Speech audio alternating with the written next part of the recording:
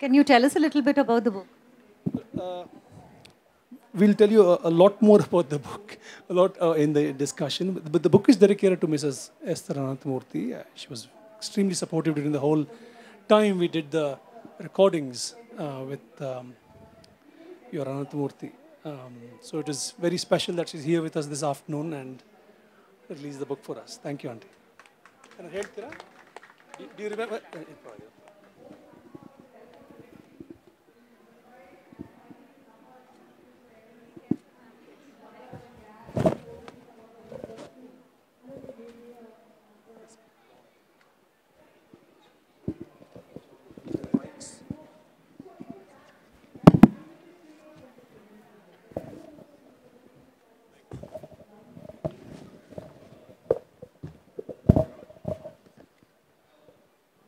Hello. Thank you all for joining us today. It's an extraordinary privilege to have Mrs. Ananthamurthy release this book. And I think the discussion is going to tell you what the book is about. So I'd like to just, because the book is so new and I think it's really hot off the press, many of you may not have had a chance to quite read it. So I'd like to ask Chandan to first just tell us. The mic closer to the mic. Hello, is this better? Yeah. So I thought since the book is so new and just off the press, and many of you all may not have had a chance to have a look at it, I'd like the first question to be to ask Chandan how he came to write this book, because actually it's quite rare to have such a detailed discussion of a living legend of a contemporary writer and the kind of questions that really pay homage to Ananthamurthy's aesthetics and politics in the same breath. That's a very, very hard balance to achieve. So I'd like to hear as much from you in terms of how you designed the architecture of the book and how you came to write it. And if you could give us some sort of overview of the book so that we could orient the rest of the questions. Thank you. Thanks, Nikhil. The book is a result of a series of conversations I had with him in 2012, over a year almost, with weeks intervening in between. This book is actually an afterthought. Is the result of an afterthought. Initially, the idea was to get him to speak on various Kannada writers who mattered to him, and we did record that. That was in Kannada. It was recorded. They were even telecast in 2014 while he was alive. And in the evening, I felt we should have a discussion in English about experiences that mattered to him. And at that point, I wasn't aware he was already narrating his autobiography in Kannada.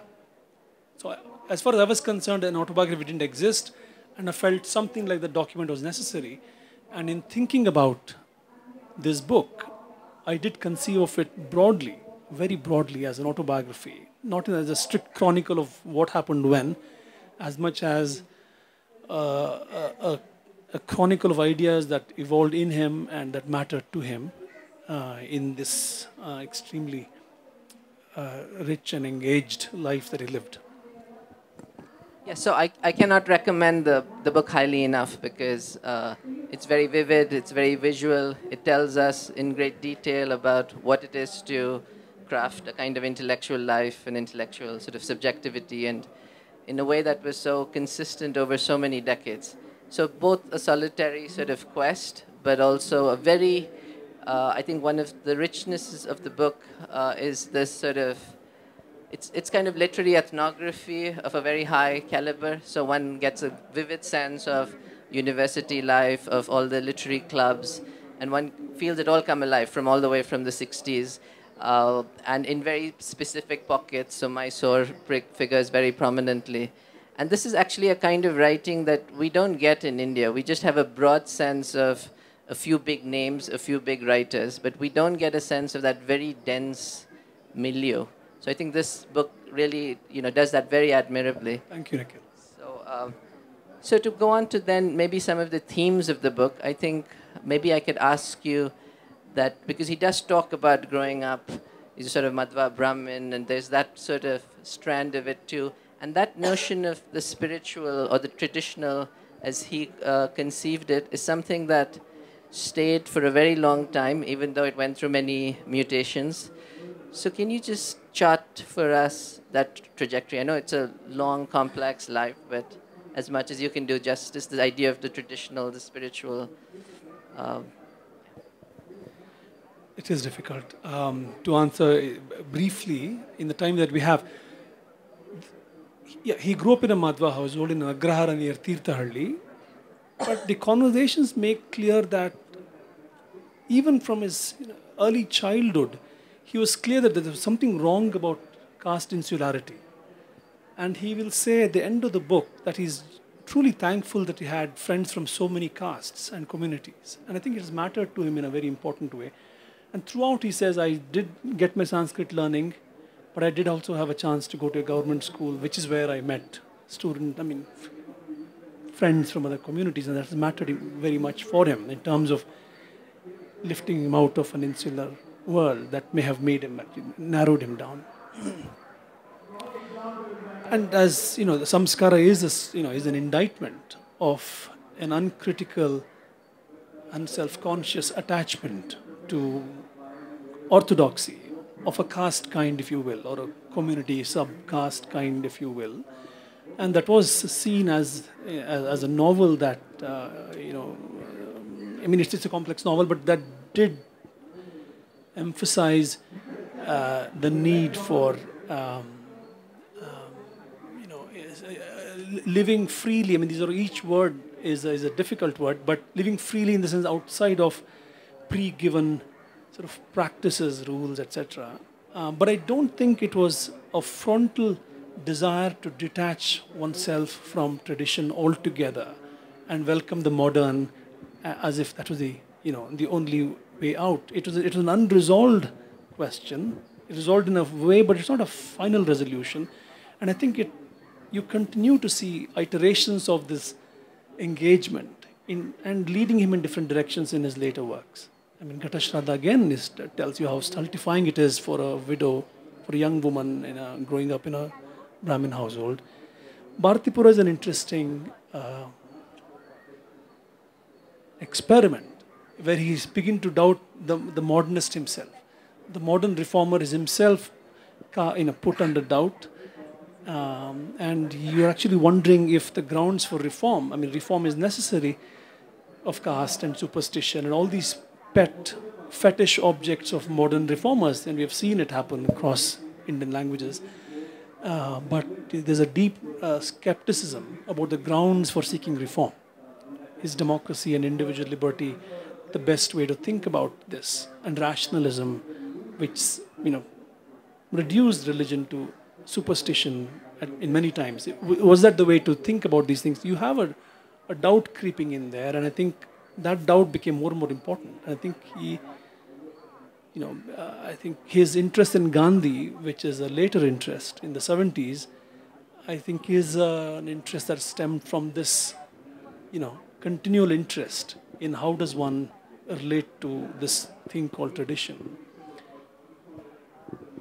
If we could stay with these questions a little longer, because in my understanding, he came of age in a generation, and this happened in many Indian languages, where there is a certain disenchantment with the left. I mean, in the sense that there was that stream from, let's say, the 30s onwards in many cultures.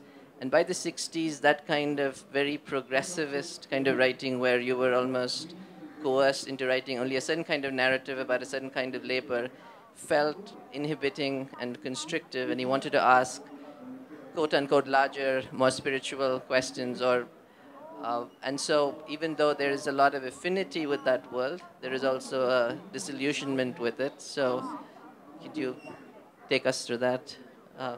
Nikhil, I think his encounter with Lohia's thoughts in his early 20s, late teens actually, I think saved him from falling straight into a certain kind of communist, thought paradigm.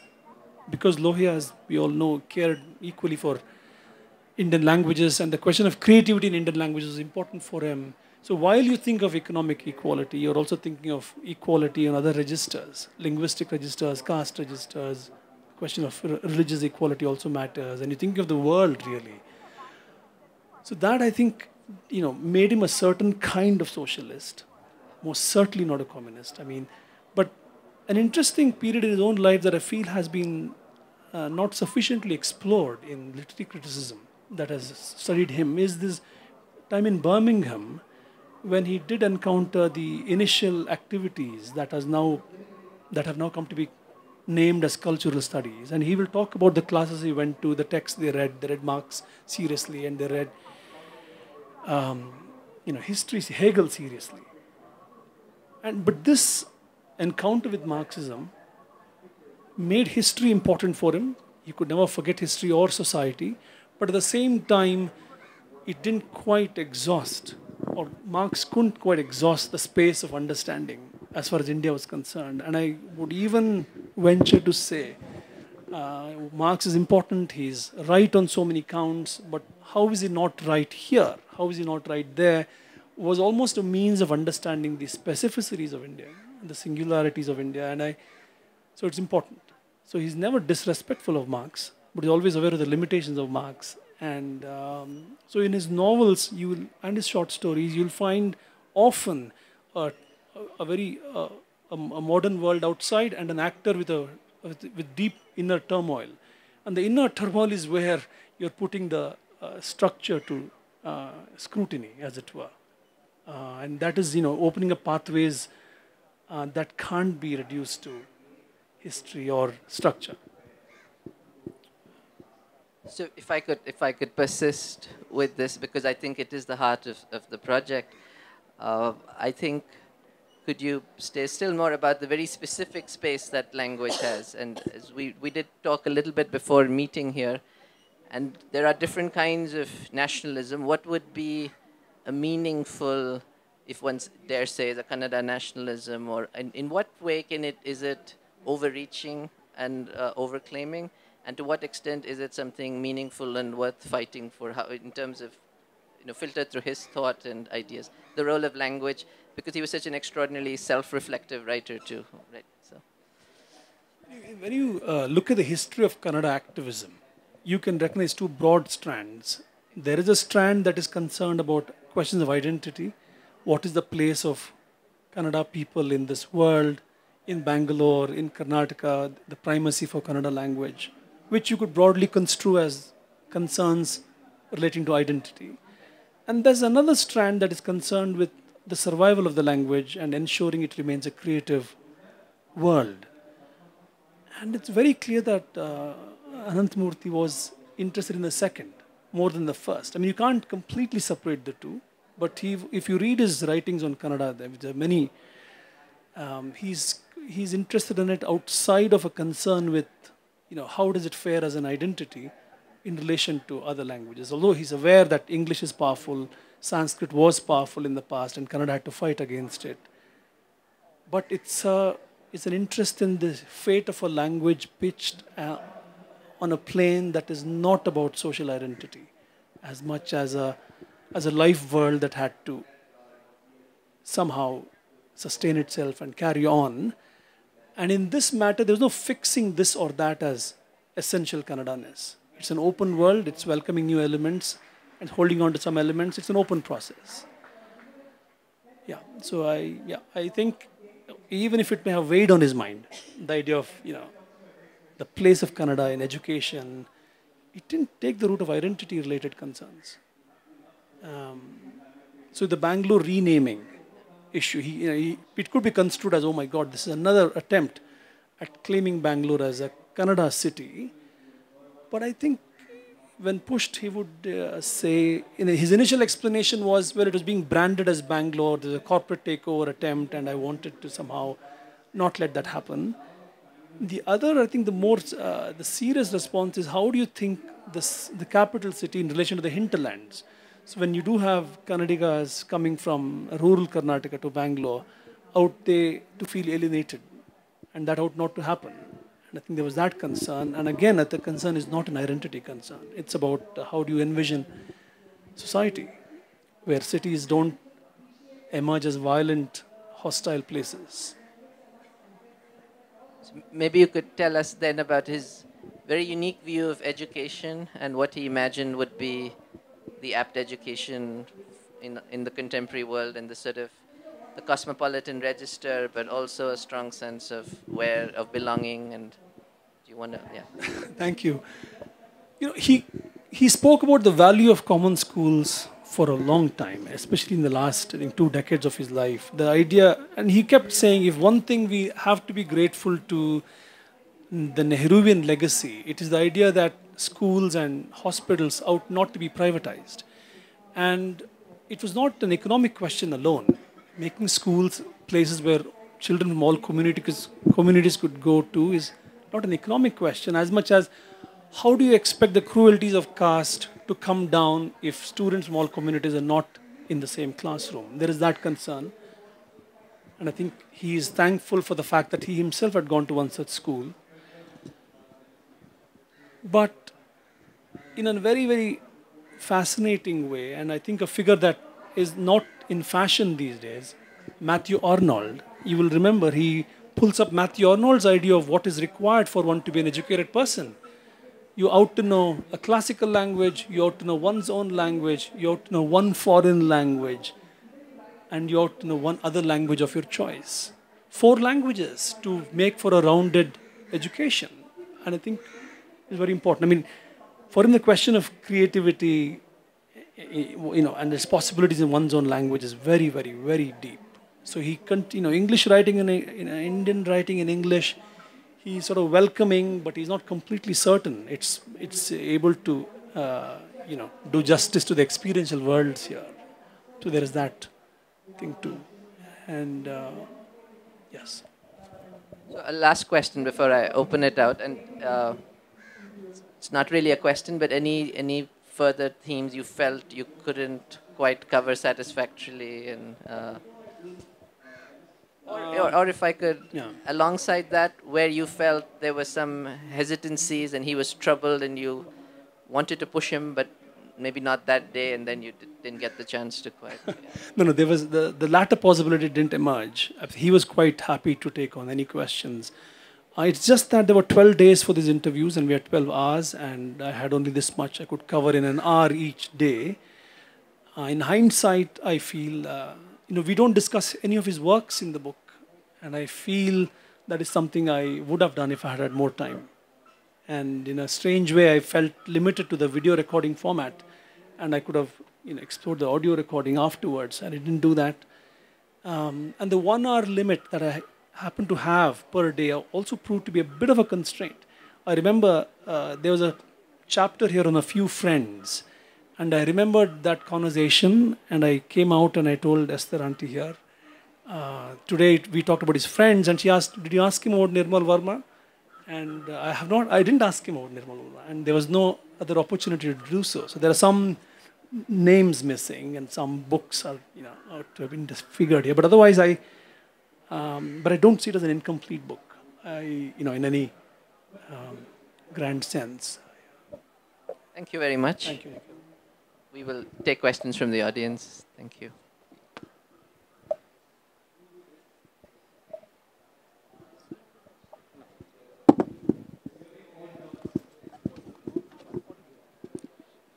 Thank you, Chandan. Thank you, Bangalore Festival, for making this possible. Now, I'm a localite. I'm a Tamilian, but born and brought up here. I know Kannada. So point is, I've been reading your Ananthamurthy sir, not the way you people understand, in my small way. Every time I encountered his works, I felt that he goes on presenting facts or things in front of you, but he doesn't make a conclusive point of view, even from his point of view, which is what I felt is missing. See, I would say that I make a logical presentation of whatever I'm doing, And then I conclude saying, this is my view, but you can have your own. But that part I felt is missing. Maybe I missed the point totally. But is that true in your understanding about him? Because I've got a great love for him and his work and whatever he stands. Thank you for releasing the book through Esther Auntie. I'm very glad you did that. Thank you. Thank you. No, it's an important question. Many have felt. Do you want to ask questions first and then? No, after you answer. No, you answer this and then we'll. But thank you. I actually go over this issue in this book. I said there are some matters on which he's very clear what has to be done. But that, for example, if a policy has to be taken on the question of medium of instruction, there's no question it has to be this or that. But on the question of, how one can be creative, there's a greater range of answers. So you want affirmative action? Yes. No two thoughts about it. But do you want egalitarianism that asks people to forget experiences that may have actually evolved from their caste backgrounds?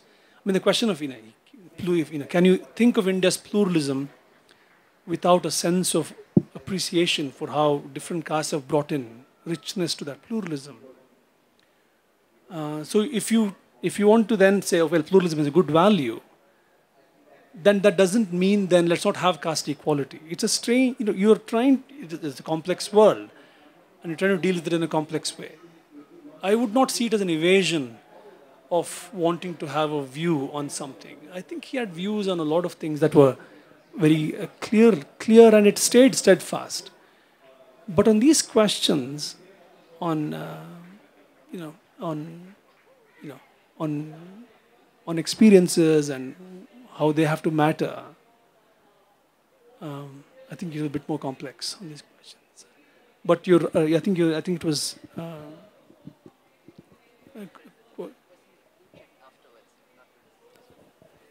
You mentioned that Ananthamurthy himself sometimes felt that Indian literature in English failed to kind of really cover issues like caste issues and gender issues and other issues as effectively as the local languages, literature in languages, which I also really find to be true, having read some of the books. For example, Kantapura by Raja Rao, it's written in English, whereas as a parallel you can say Bharatipura is much more complex and much more dense, and so many areas are covered. Similarly, The Untouchable, which became so famous for issues regarding caste. But in Samskara, I think you have a much more nuanced presentation of the same issue of caste. Yes. So what is your thoughts on that? Did he not get his due as a writer in regional language, which is my opinion? What could have been the reason for that? For not having written in English? Compared to people writing in English. You raised many big matters. Okay. No, I think he was, the everydayness of life, he felt was better captured in Indian languages. But at the same time, R.K. Narayan is a writer he felt had managed to be a good writer, although he wrote only in English. He felt if you translate Masti into English, he would sound like R.K. Narayan, and if you translate R.K. Narayan into Kannada, he would read like Masti. So to that extent, it is not an a priori suspicion of any efforts in English as doomed to failure. I think it's a certain other demand that you're making of writers. The sensibility question, I suppose. So R.K. Narayan wrote in English, but there is a certain other element that he brings to it that is extralingual, if you will. It's not. It's.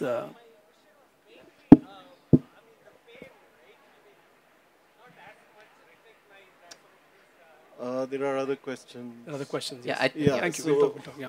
I wanted to just flag first of all the importance of Gramsci in the Birmingham project. Yes. Stuart Hall and others actively. Gramsci not discovered at that point. He's not available to the English world. In the 60s, the Gramsci in English comes later. No, as far as I'm aware, Stuart Hall was actually mobilizing. Stuart Hall was a very young member of the collective then. You still had Raymond Williams and Richard Hoggart. They're the E.P. Thompson, they're the big figures. Fair enough. Okay. And the second part was about this notion of the critical and insider, which he brings in in his essay, Being a Writer in India, and whether that is a sort of fruitful sort of conception insofar as there's a certain kind of mobilization even of a notion of maybe critical ambiguity there. You're inside and yet you're able to take a step outside and remain detached and distanced when required. And yet there's no compromise with respect to your sense of belonging and the critical engagement which results. So any comments?